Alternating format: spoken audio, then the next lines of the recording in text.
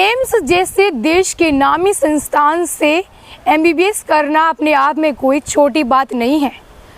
जो नीट का एग्ज़ाम एक संघर्ष करके देता है, सिलेक्शन होता है और उसके बाद जिनको एम्स हॉस्पिटल में एमबीबीएस के लिए उनको कॉलेज अलॉट होती है, तो इससे बड़ी क्या ही बात हो सकती है। यानी वो स्टूडेंट तो होशियार है, इसीलिए तो उसने इतने मार्क्स लाए हैं और एम्स में खुद का सिलेक्शन करवाया है। 3 साल तक एम्स में एमबीबीएस करने के बाद वो आने वाले समय में एक डॉक्टर बनने वाला है। और कहते हैं कि डॉक्टर तो भगवान का रूप होते हैं। जब मरीज किसी कठिन बीमारी से जूझ रहे होते हैं और एक डॉक्टर उनको बिल्कुल स्वस्थ कर देते हैं, तो उसके मुंह से हज़ारों दुआएं निकलती हैं एक डॉक्टर के लिए कि डॉक्टर है वो भगवान का असली रूप होता है। वो बचा लेता है मरीज को तड़पने से, मरने से, एक नई जिंदगी प्रदान करता है। लेकिन क्या जो एक भावी डॉक्टर बनने जा रहा है, जो एमबीबीएस के 3 साल पूरे करने को जा रहा है, जब वो नीट जैसे बड़े एग्ज़ाम में धांधली में अपना हाथ दे, किसी और कैंडिडेट की जगह बैठ करके नीट का एग्ज़ाम दे, क्योंकि वो खुद तो होशियार है और इस चीज़ का बड़ा ही एक गलत तरीके से फ़ायदा उठाए, युवाओं के भविष्य के साथ खिलवाड़ करे। वो खुद उस सिचुएशन से निकल चुका है जब वो स्टूडेंट था, जब वो प्रिपरेशन कर रहा था। तो ये बात ख्याल में क्यों नहीं आई कि एक स्टूडेंट जब नीट की तैयारी करता है, एक अभ्यर्थी, एक बार सिलेक्शन नहीं होता या संघर्ष के वो दिन होते वो कितने कठिन होते हैं। ऐसा ही एक मामला सामने आया है। जोधपुर की एम्स से एमबीबीएस के 3rd ईयर का स्टूडेंट हुक्माराम गोदारा, बिहार थाना क्षेत्र शिव बाड़मेर का रहने वाला, एमबीबीएस कर रहा था और उसने प्रयागराज के राज पांडे की जगह डमी कैंडिडेट बन करके नीट के एग्ज़ाम देने की कोशिश की। प्रयागराज के एक नामी डॉक्टर राजेंद्र प्रसाद पांडे और उनका बेटा जिसका नाम राज पांडे, उसका एग्ज़ाम देने के लिए हुक्माराम बिहार के मुजफ्फरपुर गया। मुजफ्फरपुर में डीएवी स्कूल में नीट का सेंटर था और राज पांडे की जगह वो एग्ज़ाम देने गया था हुक्माराम राज पांडे बन करके। उसके पूरे फॉर्म पर राज पांडे की जगह हुक्माराम की तस्वीर लगी हुई थी और वहीं वो नीट का एग्ज़ाम देने वाले था। और सिर्फ 4 लाख, महज 4 लाख की राशि के आड़ में उसने ये कार्य किया। उसको इस एग्ज़ाम देने के बदौलत में 4 लाख रुपए हैं वो मिल रहे थे। वो राज पांडे से कोटा में मिला था और राज पांडे के पिता खुद एक इलाहाबाद की नामी डॉक्टर है, हॉस्पिटल है उनका खुद का इलाहाबाद के अंदर।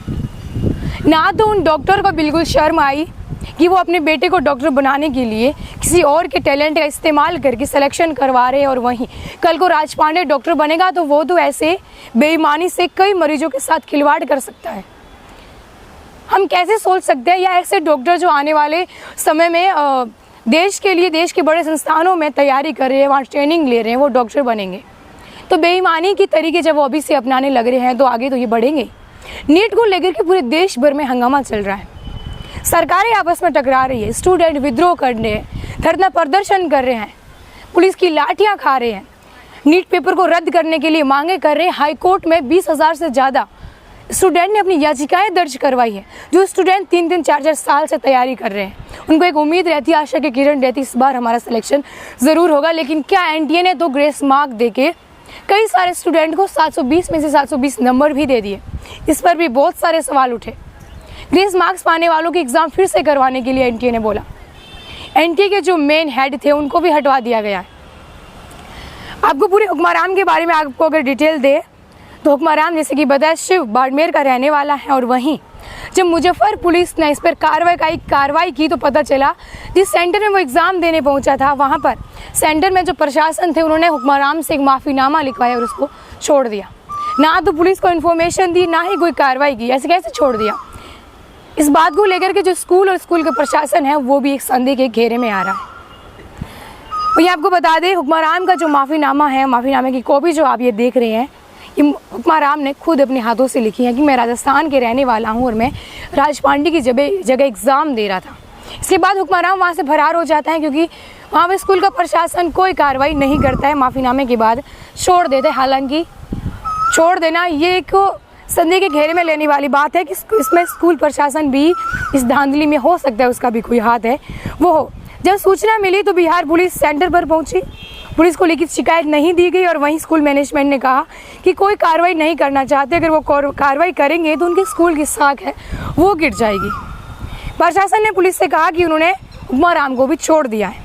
इसके बाद मुजफ्फरपुर के जो बिशनपुर थाने के SHO है रामकृष्ण परमहंस कुमार, उनके बयान पर FIR दर्ज की। इसमें राज पांडे और एम्स जोधपुर के 3rd ईयर के छात्र हुक्माराम गोदारा पर उन दोनों को आरोपी बनाया गया। इसके बाद सेंटर को संदेह के दायरे में रखा गया और स्कूल की भूमिका की भी जांच है वो की जा रही है। वही पूरे मामले को लेकर के जो बिशनपुर थाना के दरोगा है रामकृष्ण परमहंस, वो उन्होंने बताया कि पेपर सॉल्व करने आए हुक्माराम और रियल कैंडिडेट राज पांडे के बारे में जानकारी जुटाई जा रही है। राज पांडे बहत्तर मुक्ता विहार नैनी प्रयागराज का रहने वाला है और वहीं इलाहाबाद गए उन जो राज पांडे के पिता और राज पांडे है वो वहाँ से उस घटना के बाद फरार है। वहीं जोधपुर एम्स में जब पूछताछ की गई बिहार पुलिस ने, तो एम्स ने ये बोला कि उनका स्टूडेंट है वो भी फरार है, जो एग्ज़ाम हुए थे कॉलेज के अंदर वो एग्ज़ाम देने के लिए भी नहीं आया है। वही हुक्माराम की परिजनों से पूछताछ की तो उन्होंने भी यही बताया है कि 3 मई के बाद उनके घर वालों को भी हुक्माराम के बारे में कोई अता पता नहीं है। आसपास की पड़ोसियों से भी सूचना इकट्ठा की तो पड़ोसी बोलने लगे कि हुक्माराम अभी कुछ ही दिनों में लग्जरी लाइफ जीने लगा था, जबकि हुक्माराम एक नॉर्मल किसान परिवार से ताल्लुकात रखता है। पढ़ाई में वो होशियार था तो उसका नीट में सिलेक्शन हो गया था और एम्स कॉलेज उसको अलॉट हो गई थी और वहाँ से वो अपनी डॉक्टरी की पढ़ाई है वो कर रहा था। इलाहाबाद के फेमस डॉक्टर हैं राजेंद्र प्रसाद, जो कि राज पांडे के पिता हैं। पुलिस उनकी सूचना इकट्ठा करने में लगी हुई है और वहीं हुक्माराम गोदारा को भी ढूंढने में लगी हुई है। ऐसे ही अपडेट के लिए जुड़े रहिए द खट्टे के साथ। शुक्रिया।